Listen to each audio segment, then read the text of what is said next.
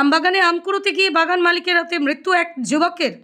শিবদাসপুর থানার অন্তর্গত আতিশরার এলাকাতে অনুষ্ঠান বাড়িতে গিয়েছিল সুদীপ্ত পণ্ডিত এবং তার পরিবার। দুপুরে এলাকার বেশ কিছু বন্ধুদের সাথে আমবাগানে আম কুড়োতে গিয়েছিল বছর 17-র এক যুবক সুদীপ্ত পণ্ডিত। সেই সময় সেই যুবকদের আম কুড়োতে দেখে নেয় বাগানের মালিক শেখ ফারাদ। যুবকদের তাড়া করলে বেশ কিছু যুবক সেখান থেকে পালিয়ে যায়। মালিকের হাতে ধরা পড়ে যায় কাঁচরাপাড়ার বাসন্তীতলার বাসিন্দা সুদীপ্ত পণ্ডিত। তাকে বেধড়ক মারধর করা হয়।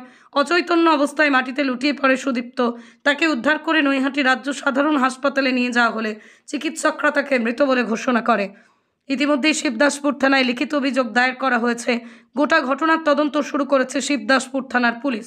ঘটনার পর থেকেই ছড়িয়েছে শোকের ছায়া। এই ঘটনায় শিবদাসপুর থানার পুলিশের হাতে গ্রেপ্তার হয়েছে অভিযুক্ত শেখ ফারাদ মণ্ডল। ধৃতকে আজ ব্যারাকপুর মহকুমা আদালতে পাঠানো হবে শিবদাসপুর থানার পুলিশের পক্ষ থেকে।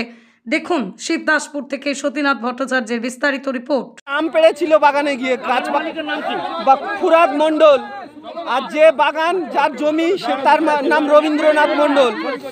একটা আম পেড়েছিল বলে উনি দেখে মারতে মারতে বাগানের ভিতরে নিয়ে গিয়ে মেরে দিয়েছে মণ্ডল।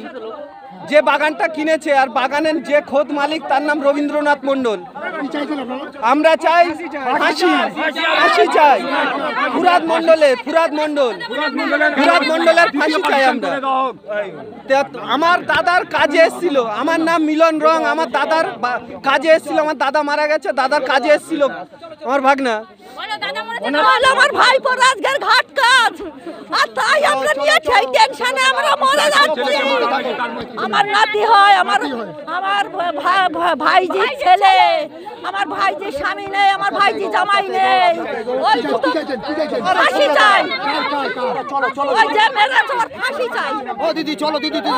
আমের জন্য আমাদের পাড়ার প্রতিবেশী ছেলেকে পিটিয়ে গণহত্যা করে। 4 জন ছিল, 4 জনের মধ্যে 3 জন পালিয়ে গেছে মার খেতে খেতে। একজনকে একদম গণহত্যা করে পিটিয়ে মেরে দেওয়া হয়েছে। ফুরাদ মণ্ডল, যে ছেলেটা মেরেছে তার নাম হচ্ছে ফুরাদ মণ্ডল। আমরা তার ফাঁসি চাই, তার ফাঁসি চাই এবং তার কোনো ঘর বাড়ি অস্তিত্ব রাখতে চাই না এখানে। আমার বাবা মারা গেছে, আমার বাবা ওর মামা হয়, ঠিক আছে। হ্যাঁ, আমি কালকে দুপুরবেলা সমব্যাতির টাকা আনতে ওকে নিয়ে গেছিলাম বিডিও অফিসে, ঠিক আছে। বিডিও অফিস থেকে যখন ফিরি, ওর দুটো বন্ধু যাদের সঙ্গে আমবাগানে এসেছিল তারা বলছে দেখা করিস, কথা আছে, ঠিক আছে। তারপরে ও চলে গেছে, আমি বাড়িতে ছিলাম। আজকে ঘাটের সব কাজবাজের জন্য জোগাড় যন্ত্র করছিলাম। 6টা নাগাদ আমার কাছে ফোন আসে যে তোমার পিসির ছেলে এরকম মরে পড়ে আছে, কে মেরে ফেলে রেখে দিয়েছে। এসে দেখি যে একটা অস্বাভাবিকভাবে ওকে মেরে ফেলে রেখে দিয়েছে। হ্যাঁ, ওই যে শেখ ফারাদ মণ্ডল। আজকে আমার বাবার ওই যে আমার বাবার আজকে শ্রাদ্ধ। আমরা তো আসামি ফাঁসি চাই, হ্যাঁ, শেখ ফারাদ মণ্ডল একটা আমের জন্য জীবন দিতে হলো ওকে, ঠিক আছে। আজকে আমার বাবা শ্রাদ্ধে এসে ওর নিজের জীবনটা ওকে হারাতে হলো। আমরা এটা কোনোদিন ক্ষমা করবো না।